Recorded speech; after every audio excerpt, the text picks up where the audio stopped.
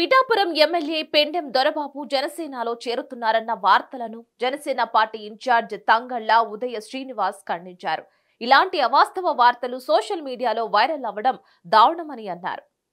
కాకినాడ జిల్లా పిఠాపురం నియోజకవర్గం గొల్లప్రోలు మండలంలో గరగ తాతాజీ యూత్ మహిళలు 200 మంది జనసేన పార్టీలో చేరారు.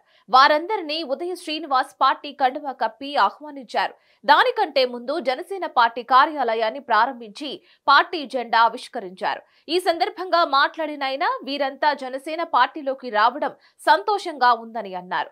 అదేవిధంగా ఎమ్మెల్యే పెండెం దొరబాబు హైదరాబాద్ కు తన పర్సనల్ పనిపై వెళితే జనసేన పార్టీలోకి చేరుతున్నట్లు మీడియాలో కథనాలు రావడం బాధాకరమని తెలిపారు.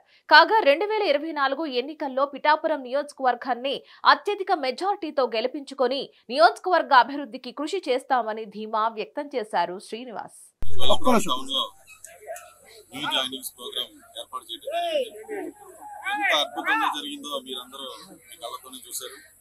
వందలాది మంది మహిళలు వచ్చి జాయిన్ అవడం అనేది ఎంత పెద్ద అచీవ్మెంట్ లాగా, చాలా పెద్ద అచీవ్మెంట్ లాగా మేము ఫీల్ అవుతాం. అసలు వాళ్ళంతటా వాళ్ళ స్వచ్ఛందంగా వచ్చి జనసేన పార్టీలో జాయిన్ అవడం అనేది చాలా ఆనందకరమైన విషయం.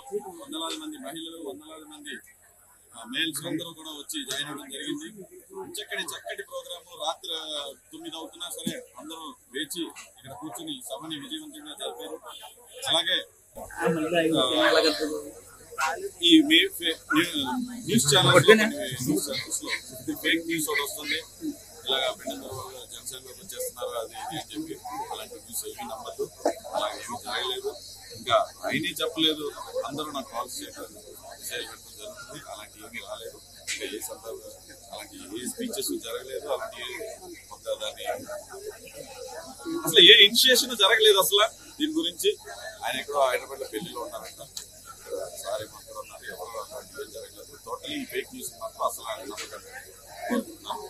అదే మాదిరిగా ఈ పార్టీలో టికెట్ మారుస్తున్నారు, క్యాండిడేట్ మారుస్తున్నారు అని విన్నాను. పాపం ఎవరు వచ్చినా మన పర్వాలేదు. పార్టీ అటువంటి పార్టీ ఎవరు వచ్చినా ఓడిపోతారు, ఏదో ప్రశ్నించినా ఓడిపోతారు, ఓడిపోతారు. సో దాని గురించి మాకు పెద్ద పట్టింపు లేవు. ఇది పిఠాపురం అనేది రాష్ట్రంలోనే అత్యధిక మెజారిటీ ఈ కూటమి నుంచి ఇవ్వబోతున్నాం. దానికి ఈ గొల్లప్రోలు టౌన్ లో నుంచే ఫస్ట్ శంకరారావం ఊహించాం. ఈ రోజు సుమారు దగ్గర 800 మంది వరకు జాయిన్ అయ్యారు. మహిళలు అయితే 800